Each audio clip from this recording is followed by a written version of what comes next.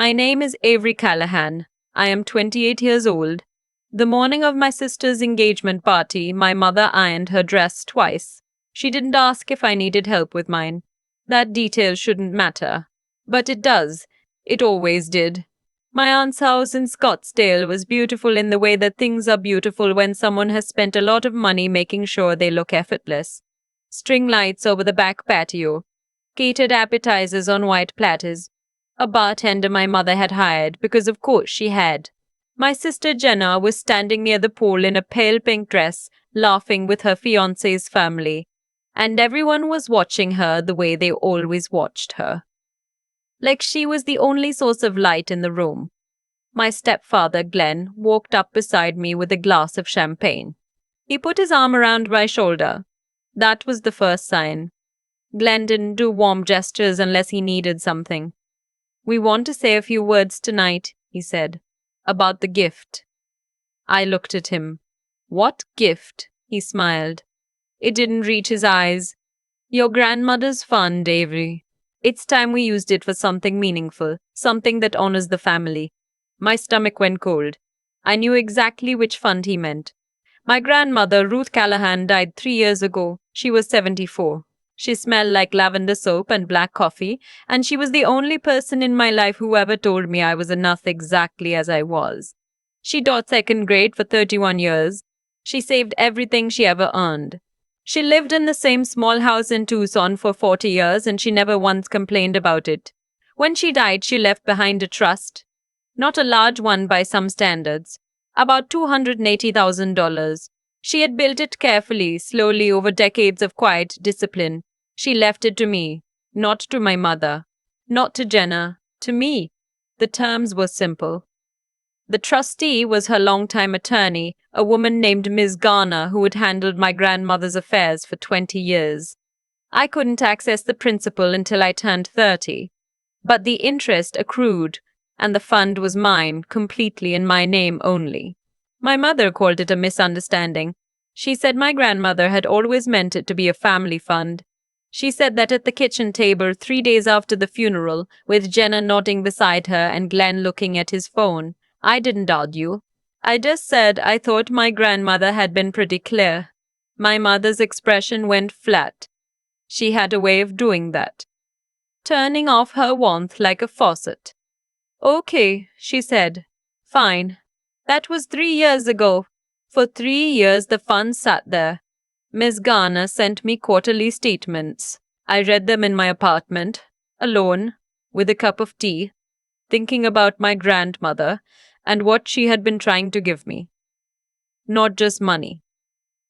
Permission. Permission to leave. Permission to build something that was mine.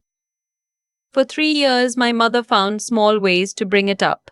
The roof needs replacing, Avery. It's a family home. Your sister is trying to get her real estate license. The course fee is so expensive. Your grandmother all wanted us to stick together. I always said no. I said I was saving it for my future. And then Jenna got engaged. His name was Marcus. He was fine. Perfectly fine. He had a good job in finance and a friendly smile. And he looked at Jenna like she was the answer to a question he'd been asking his whole life.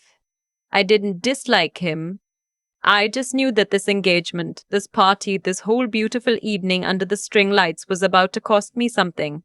I had felt it building for weeks, my mother calling more than usual. Glenn texting me links to wedding venues with no explanation.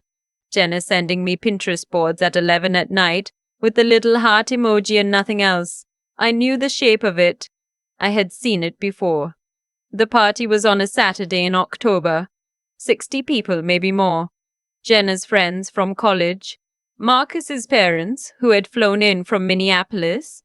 My mother's book club. Glenn's golf partners. Everyone dressed well and talking too loud and refilling their glasses at the bar my mother had hired. I wore a dark green dress. I stood near the edge of the patio and ate a mini quiche and tried to feel something other than dread. Glenn found me again around 8 o'clock. My mother was with him this time. "We're going to do the toast soon," my mother said. She was holding her champagne glass with both hands. She looked nervous. My mother was never nervous. That scared me more than anything.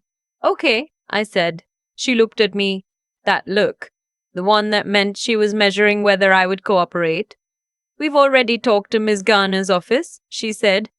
It's just paperwork, Avery. You sign one form. It's a gift for your sister's future. Your grandmother would have wanted Mom. She stopped. I'm not signing anything, I said. My voice was quiet. There were people 6 feet away. I kept it quiet on purpose. We can talk about this later. Not tonight. Her face went still. Glenn put his hand on her arm. We'll discuss it during the toast, he said. Not a suggestion. I set down my empty glass on a nearby tray. My hands were shaking. I pressed them together in front of me. Okay. I thought about leaving. I thought about walking through the side gate and getting in my car and driving back to my apartment in Phoenix and locking the door. But I knew what that would cost me. They would find a way. They always found a way. And I needed to be there. I needed to hear exactly what they said in front of exactly who they said it to, so I stayed. Glenn stepped onto the small wooden platform they had rented for Jenna and Marcus's first dance later. He tapped his glass. The crowd quieted. I want to say a few words, he started. People smiled. Someone whistled. He talked about Jenna. He talked about Marcus. He talked about what a gift it was to watch his daughter find her person. My mother was crying. Jenna was crying. Marcus had his arm around her, and he looked genuinely happy, and I felt a strange ache for him, because he didn't know what this family really was yet. Then Glenn turned his eyes to me. And we are so lucky, he said, to have family who steps up. Avery, your grandmother left behind a legacy. And tonight we want to honor that legacy by announcing that Avery has generously agreed to contribute from her trust fund to help Jenna and Marcus purchase their first home together. The crowd made that sound. That warm, collective sound of people hearing something they think is lovely. Jenna pressed her hand to her heart. She looked at me. She was smiling. She actually thought this was real. Everyone was looking at me. My mother was looking at me. Her expression said, smile. It said, nod. It said, do not embarrass me. I thought about my grandmother. I thought about the way she used to hold my face in both hands when I was small and say, you have a good head on your shoulders, Avery girl. Don't let anyone convince you otherwise. I looked at Glenn. I didn't agree to that, I said. The sound in the yard changed. Like someone had turned a dial. Glenn's smile stayed on his face, but something behind it went cold. Avery, I didn't agree to anything, I said. Louder now. Not yelling. Just clear. I never said yes to this. My mother stepped forward. Her heels clicked on the stone patio. Avery, this is not the time you announced it in front of 60 people, I said. When exactly was I supposed to object? Jenna's smile had gone confused. Wait, what? Avery, what's happening? Ask them, I said. Glenn stepped off the platform. He walked toward me, and I knew that walk. Measured, controlled. He was going to put his hand on my shoulder and steer me away from the crowd and find a way to make me feel like I was the problem. He had been doing that since I was 11 years old. He put his hand on my shoulder. I stepped back. 1 step. Just one. But I stepped back. Don't, I said. Something shifted in his expression. Something I had never quite seen before. Not anger. Calculation. You are making a scene, he said very quietly. At your sister's party. You lied, I said. In front of all these people you lied about me. His hand came up. I don't know if he meant to do what he did next. I don't know if it matters. His palm struck my cheekbone. Open-handed. The sound was flat and sharp, and it cut through every conversation on that patio. I stumbled. My heel caught the edge of a flagstone. I went down hard on my left side, my hip and my palm hitting the ground. I heard someone gasp. I heard a glass break somewhere. I sat on the ground and held my face, and the world was very bright and very loud and then very far away. My mother was next to me. I thought she was going to help me out. Get up, she whispered. Avery, for God's sake, get up right now.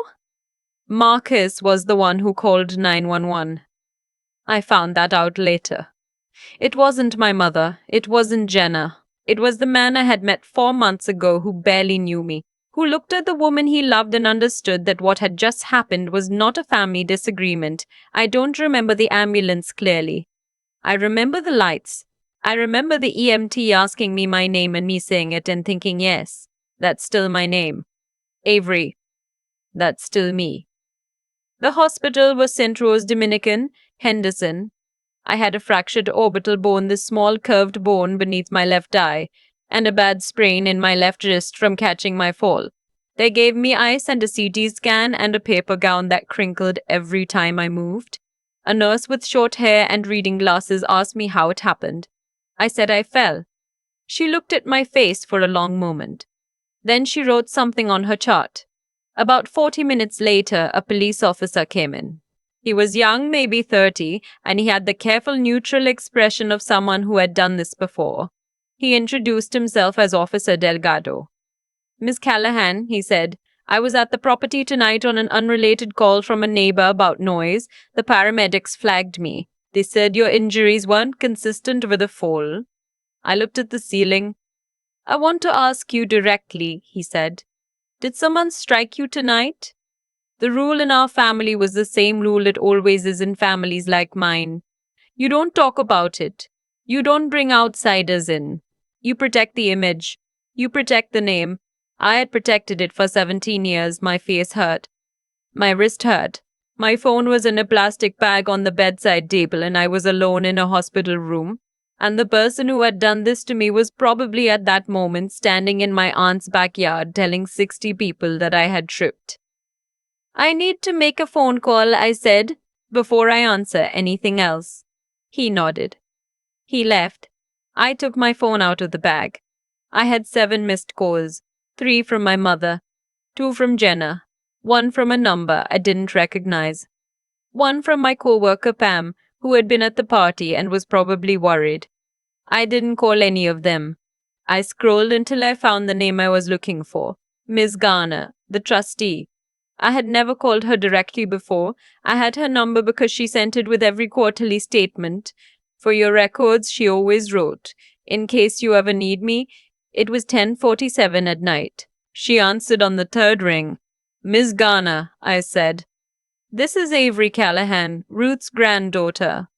I'm sorry to call so late. I'm at St. Rose Dominican Hospital and I need help. Silence. Then, clearly, without any hesitation, tell me what happened. I told her. All of it. My voice didn't shake very much. I got through most of it before it cracked, and that was when I told her what Glenn had said at the party. The announcement. The word generous. The 60 people who had applauded. Avery, Miss Garner said when I was done, have you spoken to the police officer? Not yet. Speak to him. Tell him the truth. You do not have to protect anyone. Do you understand me? Yes. I will be there tomorrow morning with everything we need. You just rest. I called Officer Delgado back in. I told him the truth. Miss Mars. Garner arrived at 9 a.m. She was smaller than I expected, maybe 60, with silver hair cut close and wire-rimmed glasses and a briefcase that looked like it had seen 40 years of serious work. She shook my hand and looked at my face without flinching. Your grandmother, she said, setting her briefcase on the chair, told me about your family. She told me specifically about your mother and your stepfather. She said, if it ever comes to this, make sure Avery is protected. I felt something crack open in my chest. She said that. She wrote it in a letter. It's attached to the trust documentation. She opened the briefcase. Your grandmother was a precise woman. She didn't leave things to chance. The trust had a provision. Miss Garner called it a protective disbursement clause. If the trustee, meaning her, determined that I was subject to financial coercion, emotional manipulation, or physical harm, specifically in connection with the trust, full control of the fund transferred to me immediately, regardless of my age. As of 6:42 this morning, Miss Mon, Garner said, I filed that determination with the court. The trust is yours, Avery. All of it. Today. She slid a paper across the rolling hospital table. But that's not the most important thing I need to tell you, she said. She pulled out a second file. Thicker. I should have caught this sooner. I'm sorry that I didn't. I looked at the file. Your stepfather was a co-signer on certain trust accounts for your educational expenses while you were in college. The terms were narrow. Tuition, books, room and board. I already felt it coming. Over 4 years, she said. He used that co-signer access to withdraw funds beyond those categories. We are still completing the full accounting. The current estimate is approximately $190,000. The number sat in the room between us. He paid his truck off with it, she said. 2 vacations. Your mother's cosmetic procedures. Contributions to his brother's construction business. It's documented, all of it. Bank records don't lie, Avery. I thought about every time my mother had said your grandmother wanted this to be used for the family. I thought about every time Glenn had said it's just sitting there, Avery. It's not doing anyone any good. I thought about Jenna's engagement party. The announcement. The word generous. They'd already been taking it for years. The BMW announcement. The engagement gift. It was just the first time they had been arrogant enough to try to do it in public, to my face with applause. What do we do? I asked. Miss Garner folded her hands on the table. We have already frozen your stepfather's co-signer access, effective immediately. I have drafted a demand letter for full repayment, which will go to their attorney of record today. Given the documentation, the district attorney's office may pursue criminal charges for financial elder abuse and theft by false pretenses. That is their decision, not ours. What is our decision is whether you choose to file a civil suit for recovery of the full amount plus damages. She paused. And separately, the police report from last night is on record. Officer Delgado is filing a referral for felony assault. That process moves on its own now, regardless of what you decide. I looked down at my hands. My left wrist had a brace on it. My face hurt when I moved my jaw. I just want it to be over, I said. I understand, she said. But Avery, ending it and hiding it are 2 different things. Your grandmother knew the difference. She built these protections specifically so that ending it would be possible for you. I thought about my grandmother in her small Tucson house, her lavender soap, her patience, the way she saved for 30 years so that I could sit in a hospital room at 28 and have options. File everything, I said. All of it. I didn't go back to their house. There was a civil standby arranged 1 week later with 2 officers present, so I could retrieve my belongings from my old bedroom.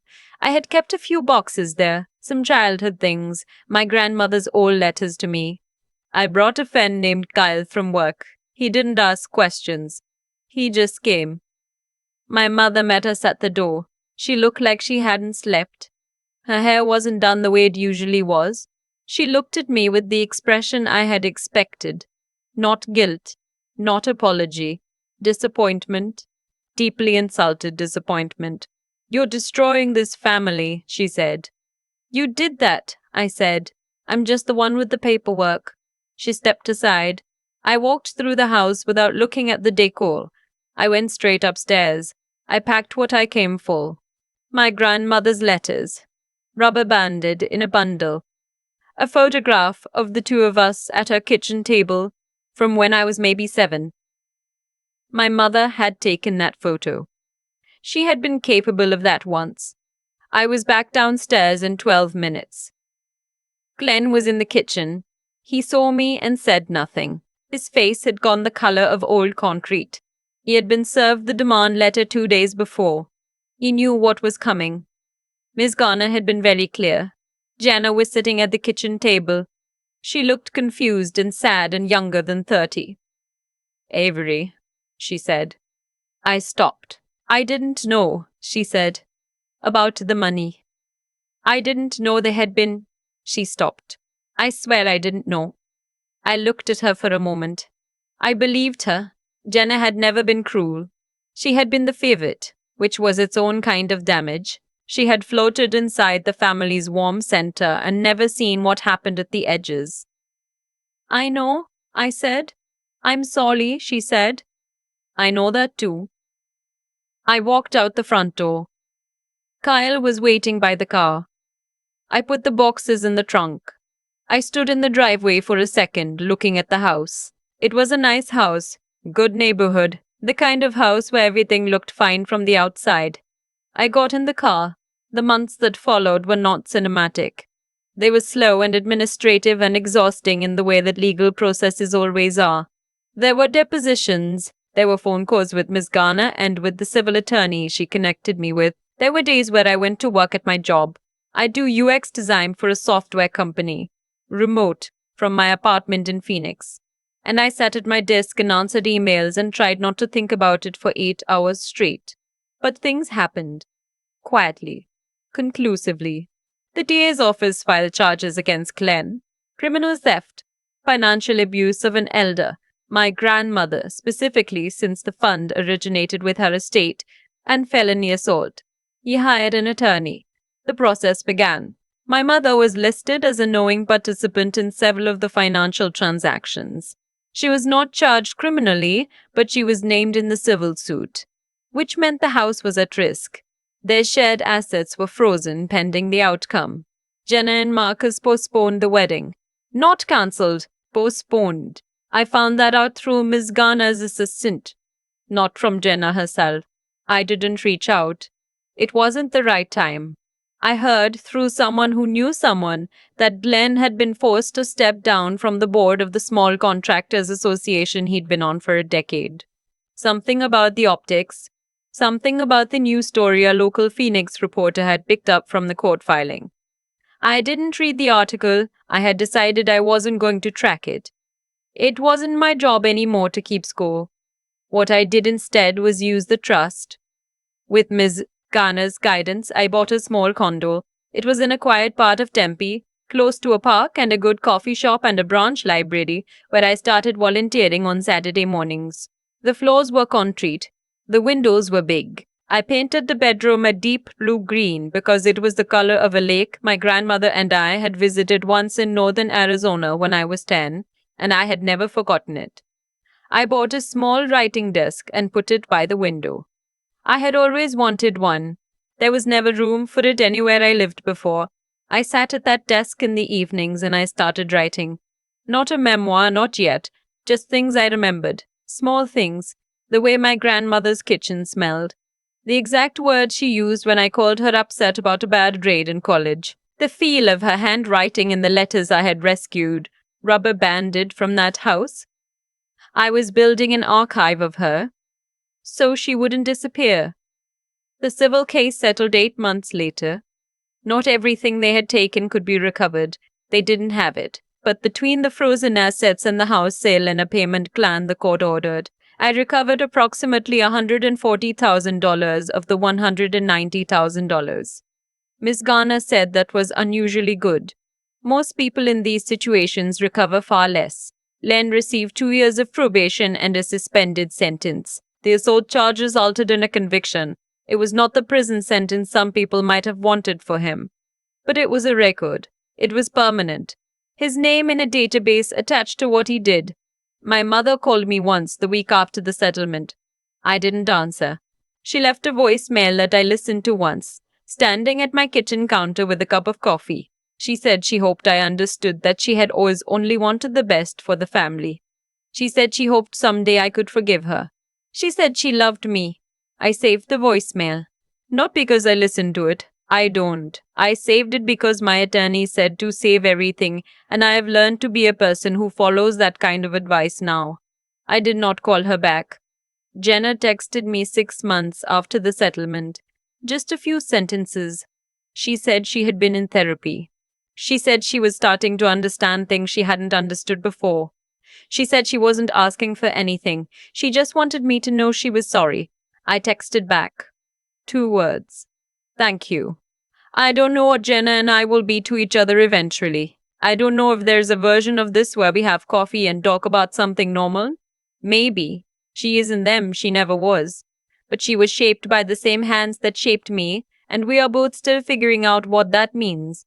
For now, 2 words was enough. It was honest. That's what I'm trying to be now. Honest, even when honest is small. My life now is mine in a way it has never been before.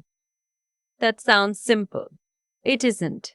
When you spend most of your life being managed, being the background, being the one whose job is to hold everything steady so someone else can shine, freedom feels strange at first. It feels like standing in a room where all the furniture has been removed. You keep almost bumping into things that aren't there anymore.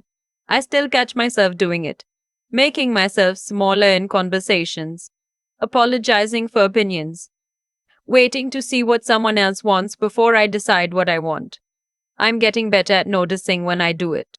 That's the verb, not a dramatic transformation, just noticing and then choosing differently one small moment at a time. I sat at my writing desk last week. The window was open. It was evening, the kind of October evening that feels like a small gift in Arizona, when the heat finally backs off and the air smells like something other than concrete. I had a glass of wine. I had my grandmother's letters in front of me. I read one I had read many times before. She had written it when I was 17 during a particularly hard stretch at home. I had mailed her a letter. She always preferred letters to phone calls, and told her I felt like I didn't exist inside my own family. She wrote back, "You exist, Avery. You have always existed. The people who can't see you have a problem with their vision, not with you. Save your energy. Save your money. Build something that is yours. And one day you will look around and realize you are standing in a life that fits." I folded the letter carefully along its original crease and put it back in the stack. I looked around my apartment. The blue-green bedroom through the open door, the writing desk, the coffee shop receipt on the counter from this morning, my name on the mailbox downstairs, Avery Callahan. Just mine. I think my grandmother would have liked this apartment. I think she knew I would find my way here eventually. She just wanted to make sure I had what I needed when I did. I raised my glass to the window, to the October air, to her. I didn't say anything out loud. I didn't need to, she knew. If any of this sounds familiar, if you have ever been made to feel like you were the background in your own life, I want you to hear this. Your voice matters. Hit like, subscribe, and tell me where you're watching from. I read every comment. I think about cause and effect a lot now, not in a dramatic way. Just quietly, the way you think about things when you're sitting at a desk by a window and the city is making its ordinary sounds outside and you have time, finally, to actually think. What Glenn did at that party, the announcement, the word generous, the applause, wasn't an accident. It was the end of a very long chain of smaller choices. Every time he called the trust family money, that was a choice. Every time my mother nodded along, that was a choice. Every time I stayed quiet to keep the peace, I was also making a choice, even if it didn't feel like one at the time. Choices compound. That's the thing nobody tells you clearly enough. The small ones, the ones that feel like nothing, they build into something. For them, it built into $190,000, gone, and a court filing and a conviction. For me, it built into a fractured bone and a hospital room and, eventually, a life I actually wanted. I'm not saying I deserved what happened to me. I'm saying that my silence for years was also a decision. I kept choosing their comfort over my own clarity. I told myself it was patience. It wasn't. It was fear dressed up as virtue. My grandmother understood that distinction. She spent 30 years watching our family, and she saw it clearly, even when I couldn't. That's why she built the protective clause into the trust. She wasn't being dramatic. She was being intelligent. She looked at the people around me and she did the math and she prepared accordingly. That's the part I keep coming back to. My grandmother was a second-grade teacher. She didn't have power in any conventional sense. She wasn't wealthy, she wasn't connected, she wasn't loud. What she had was clarity and patience and the wisdom to plan carefully for something she hoped would never happen but suspected might. That's a kind of intelligence I want to build in myself. Not reactive, not emotional, just clear-eyed and prepared. Because here's what I've learned from all of this. From the party and the hospital and the depositions and the slow work of building something new. The people who hurt you are usually not evil in some grand cinematic way. They're just people who never learned to want things honestly. Glenn wanted status and comfort, and he found a shortcut. My mother wanted her version of family harmony, and she was willing to sacrifice me to maintain it. That's not a mystery. That's just what happens when people lever the discipline to face the distance between what they want and what they've actually earned. I can't control what they became. I can only control what I am becoming. So that's the work. Showing up honestly. Saying no when I mean no. Saving what I earn. Building something that's actually mine, not a performance of mine. Asking for help when I need it. Miss Garner answered at 10:47 at night, and that changed everything. Letting the right people in. Keeping my grandmother's letters somewhere I can reach them. I'm not free of all of it yet. I don't think that's how it works. But I'm freer than I was, and I earned that. That part they can't take back.